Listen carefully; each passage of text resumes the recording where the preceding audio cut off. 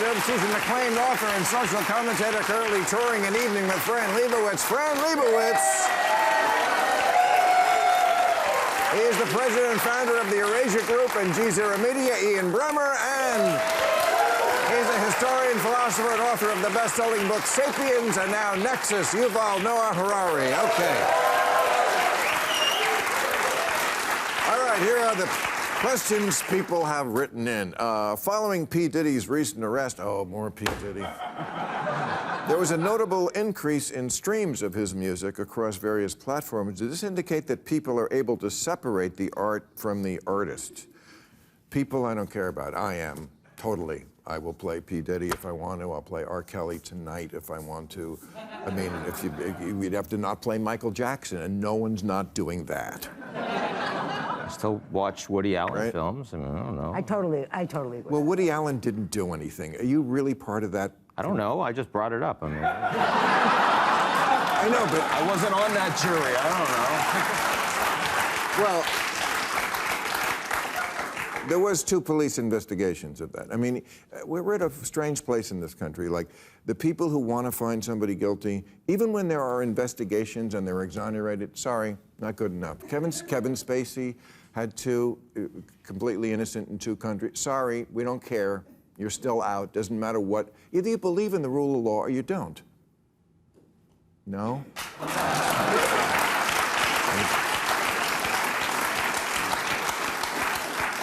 If only I had some talkers here.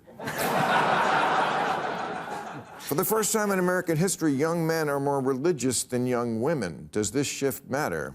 Not to me. No? Yeah. It does matter? I mean, in the sense just that it's one more sign of society atomizing, you know, not as much time with families, not as much belief in church, you know, people going to private school as opposed to more in public. That's something I worry about generally. I mean, I had never been aware of this to begin with, that there was this men more religious than women now, that it was the reverse before. Were you? Yeah, okay, so who cares?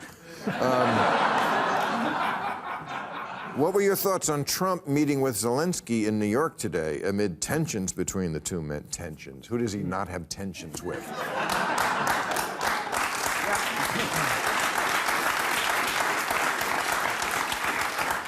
Zelensky has enough problems without having to talk to Trump. Like, there should be a law. If you have a raging war in your country, you don't talk to Donald Trump. What do you think we should do about Ukraine? I think that we should defend them to the nth degree. Okay?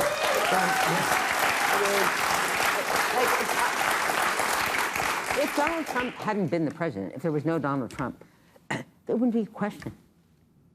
There's no parity between Putin and Zelensky.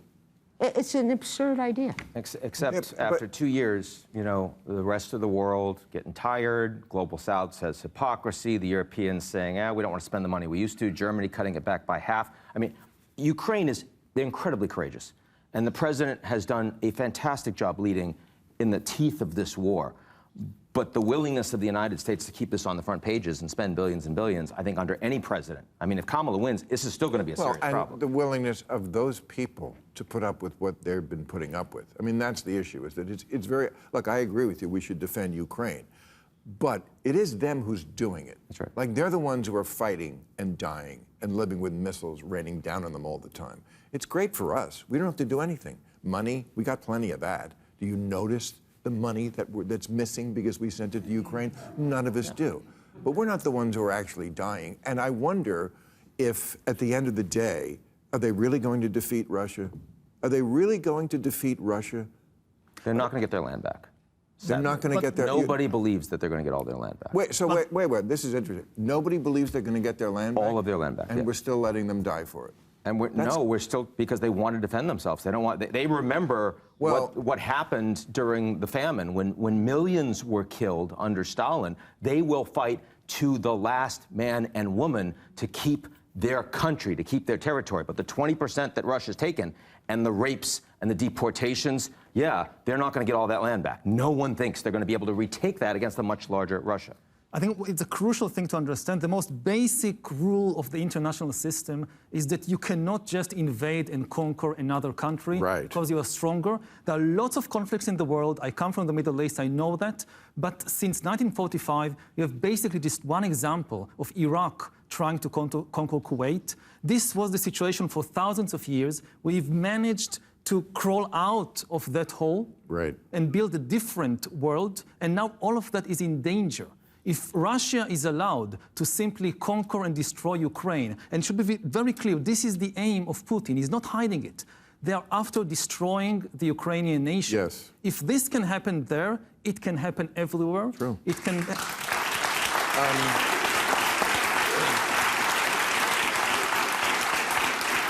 Do you remember when they used to say that no two nations with a McDonald's ever went to war against each other? Yeah. What? No.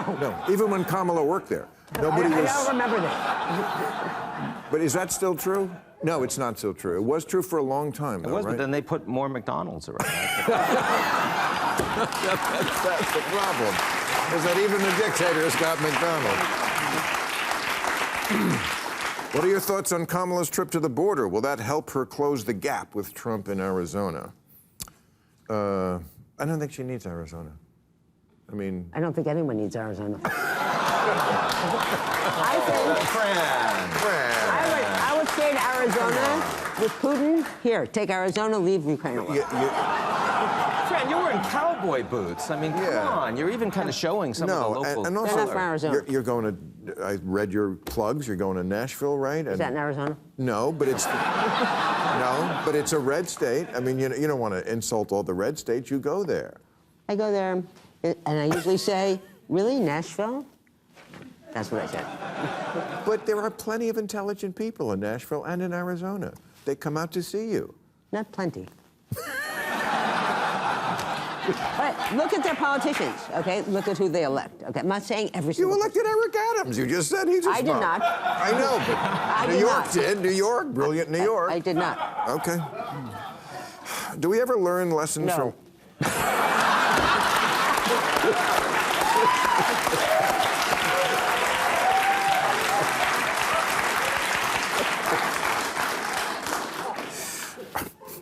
Next question. Do we ever really learn lessons from history, or are humans fated to make the same mistakes over and over again? Well, there's that famous Santayana quote about those who forget history are condemned to repeat it, and we do seem to. It just, to me, it seems like the amount of time, the gap between when we repeat the mistake gets shorter and shorter. I mean, Trump was only president 4 years ago, and they seem to have completely have amnesia about what that was like. Give us a few weeks. You never know. We still don't know if we're going to repeat that mistake. Oh, we're not. I already put my marker down. Okay, good. Yeah. No. Then it's a counterexample. No, I'm not even worried about That's it. good, okay. You're not even worried about it? No, not at all. Really? Yeah. No. He's definitely going to lose. I hope you're right. You just feel it. You can just feel it. I hope you're right. No, I said it weeks ago.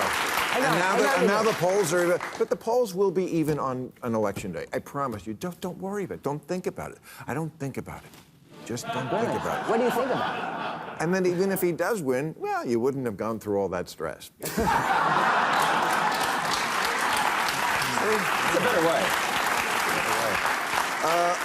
What do you make of comparisons between the Roman Empire and the U.S.? Are we a society on the brink of decline? Well. Better food in the Roman Empire. How do we know that? How do we know what they ate? We know what they ate. How do we know? I'm going to give you a book. That was Food of the Roman Empire? It's the everything in the Roman Empire. Yeah, I've read books on the Roman No, Empire. I love one the book I'm going to read. One book? Really? Okay. And okay, so what did they eat? Oh, I mean, I think all through history, food was more pure than the shit we eat now, for of course. Pasta. You think the ancient Romans had pasta? Yeah. I thought it was invented in China. It was. But then they sent it to Italy. They invented pasta in China, but... There was no connection between China and the Roman Empire. The Roman... What? No, right? I'm waiting for Yuval. Yuval wrote the book on this. We have the guy But really, I mean... who wrote the book. So The Roman Empire fell in the 5th century, or some would say the 4th AD. I don't think there was connection. Marco Polo was the first person I'm just to go. suggesting we should do some research. Yeah. There was connection, but I don't think that this is the main issue. It's definitely not the main issue. I think, again, it's important to understand the differences between different historical periods and not just to make these analogies. If you think, for instance, about the collapse of the Roman Republic, which is perhaps more pertinent to what the situation now is in the United States. Yes. What we should understand is that in the ancient world, it was simply impossible to maintain a large-scale democracy because it was impossible to maintain a large-scale conversation. Democracy is basically conversation. Dictatorship is one person dictating everything. Democracy is lots of people trying to talk with each other, reach decisions. Now, the only examples we have of democracies in the ancient world are city-states like the Roman Republic or Athens, or small tribes, because you simply had no information technology to hold a conversation between millions of people spread over a vast territory. So you don't have any example of a large-scale democracy before the late modern age. Only then you have the information technology, first newspapers, then telegraph, radio, television, that can maintain a large-scale conversation. And again, the crucial question now is whether the new information technologies that we are just inventing, like social media and AI, might destroy democracy. I mean, because democracy is built on top of information technology.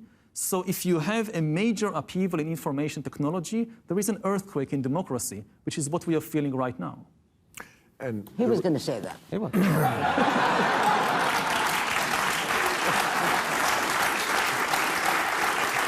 I mean, this is the area that you go into a lot in *Sapiens* and why so many of us love that book so much. I mean, you talk about the difference between like a group of chimps, right? And I mean actual chimps, not Donald Trump's. The biggest it can get is like 70 or 80 people, but because people, humans, basically lie to each other, believes in myths, you can get an army who all believe that Jesus Christ is Lord and we need to retake Jerusalem. So you can get thousands and millions of people to do something that only 70 or 80 chimps could do. Isn't that right? But it's not all fiction. I mean, you gave earlier the example of the US Constitution. I mean, you know, the Bible or the Ten Commandments start with, I am the Lord your God. And because of that, there is no amendment mechanism. In the Ten Commandments, there is also an endorsement of slavery. In the 10th commandment, it says that you should not covet your neighbor's field or house or slaves, which implies in the 10 commandments that God is perfectly okay with people owning slaves. It's just wrong to covet the slaves of your neighbor. And there is no mechanism You have to start somewhere, Yuval. Yeah, there is no mechanism of amendment there, which is why we still have the same text. With the US Constitution, because it acknowledges that this is a text created by humans, it starts with "we the people," it also includes this amendment mechanism, which enabled eventually to change the Constitution and to banish slavery. So it's not true that we are condemned to use only lies and fictions in order to unite people together.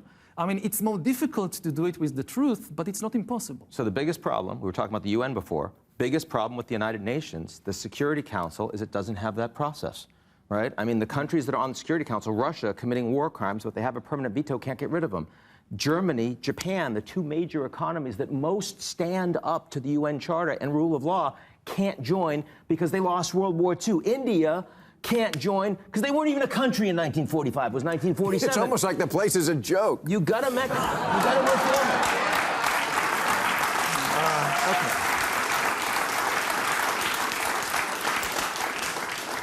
Why do people hate the Jews? Oh. I just wrote that one. I just thought it'd be a good way to wrap it up and ask. I mean, the best historical answer that I know is something which doesn't really come from Christian theology, but still, I'll give you 3 statements and try to connect them in a logical way. Statement number 1, Jesus came to save all humans from our misery. Statement number 2, I'm still miserable. Statement number 3, the Jews killed Jesus. How do you connect these 3 statements together in a logical way? You get anti-Semitism. right. I would add to that, I think that is one of the reasons that a lot of people think the Jews killed Jesus. 2, chosen people strikes a lot of people wrong. Just like, oh, you think you're chosen? Well, we'll see about that. And 3, successful. Very successful. Right? Don't look at me. I didn't write this. No, but why do you think that there's anti-Semitism to the degree now? Gentiles. Okay, but what about the young people now? What about this weird alliance between wokeism and jihadism that's going on? I'd also add, you've got like this many Jews on TikTok, which is the most important mechanism to transmit information among young people today. And you've got a vastly larger Muslim population. The algorithms are driving the hate, as Yuval suggested. That's actually a big component of why it's growing right now. So the answer is get more Jews on TikTok. You well, that heard would it here help. first, ladies and gentlemen. Thank you very much.